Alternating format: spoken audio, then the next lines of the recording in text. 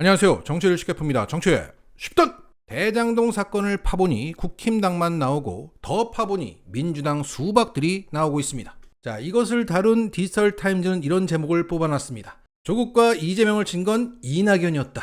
이빨 드러낸 개딸들. 이빨을 드러냈다, 이게 뭡니까? 노조하면 부정적인 인식이 나올 수 있도록 그들은 끊임없이 이재명과 그 지지자들에게 부정적인 인식을 주입하고 있는 겁니다. 이런 가운데 현재 대장동 재판에서 김만배와 남욱이 대립하고 있습니다.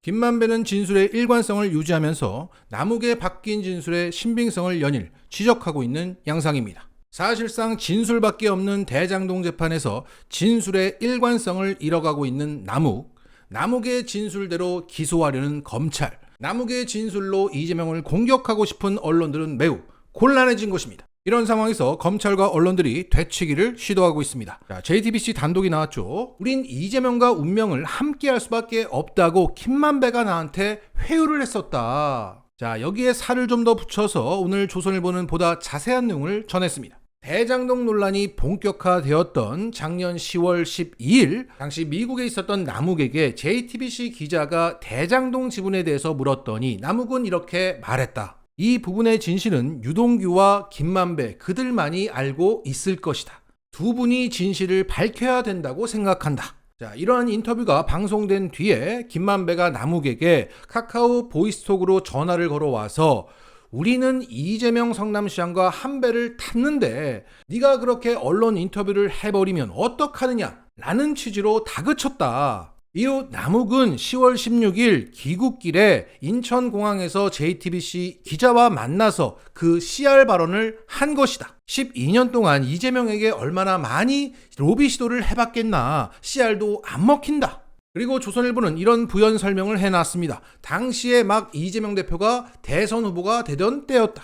그리고 최근 남욱은 기자들 앞에서 이렇게 말했다. 1년 전에는 이재명 대표가 지지율 1등인 대선 후보였다. 더군다나 나는 그쪽에 대선 정치 자금까지 준 상황이어서 말을 할 수가 없었다. 자, 정리하자면 JTBC와 조선일보가 말하고 싶은 것은 남욱의 진술이 일관성이 있다는 겁니다. 그 이재명은 CR도 안 먹힌다는 발언은 그 직전에 있었던 김만배의 회유 때문이었고 상황상 이재명이 대통령 될까봐 했던 거짓말이었다는 얘기입니다. 이걸 법률적으로 따지면 임의의 상태가 아니었다는 거죠. 김만배의 회유라는 제3자의 개입이 있었던 상태에서의 발언이었기 때문에 CR 발언의 증거 능력은 없다는 겁니다. 그렇게 문재인 정권의 검찰에서는 거짓 진술을 할 수밖에 없는 당시의 상황이 있었고 정권이 바뀌자 윤석열 정권의 검찰에게는 진실을 얘기한 것이기 때문에 남욱의 진술의 일관성은 있는 것이다. 자, 이러한 조선일보와 JTBC의 논리가 먹히고 이게 사실로 굳어지면 이렇게 되는 거죠.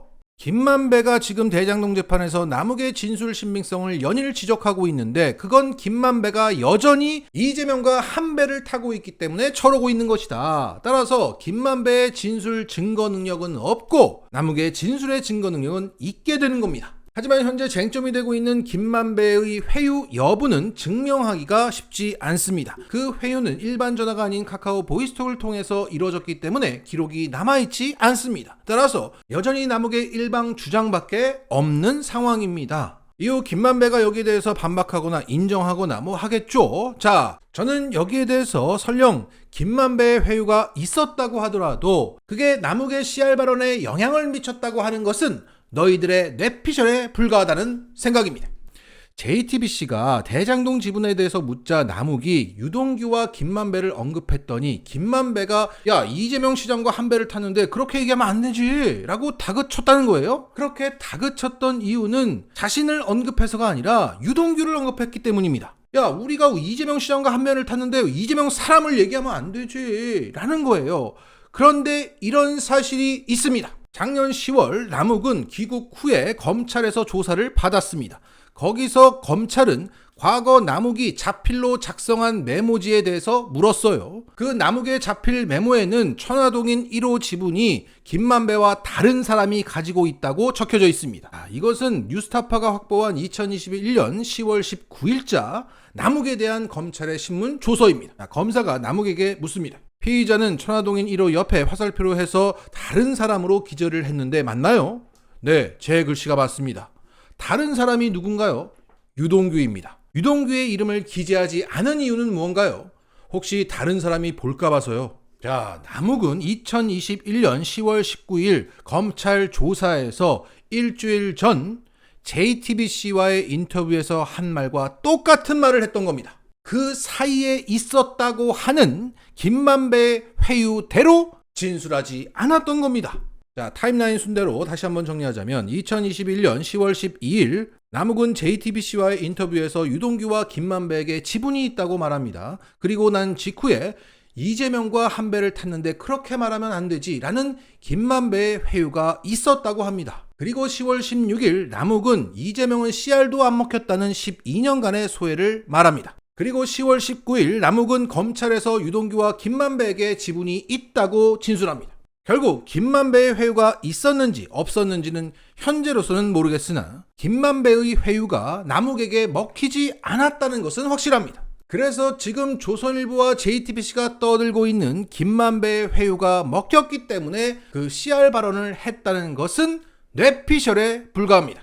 다시 말해 10월 12일 유동규를 언급한 것을 김만배가 지적했잖아요. 너 왜 이재명 사람을 언급해서 이재명을 곤란하게 만드냐고 다그쳤습니다.